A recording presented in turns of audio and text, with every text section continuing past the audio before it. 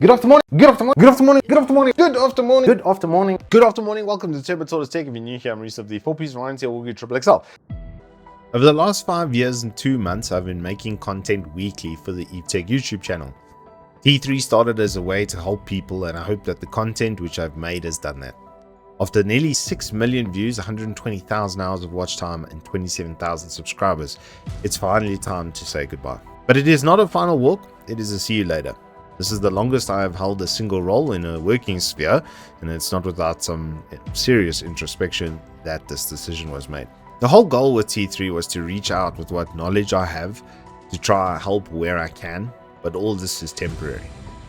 Now I want to move on to helping with things that are a lot more internal in their importance.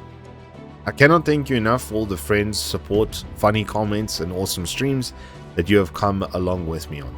This is not the last you will hear of me ZA gaming community, but it is my very last video on Uncle Evetech.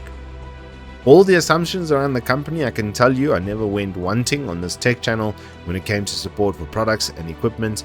They have supported me in a fever dream for a very long time, and hopefully this work we've completed together has helped you in some small way.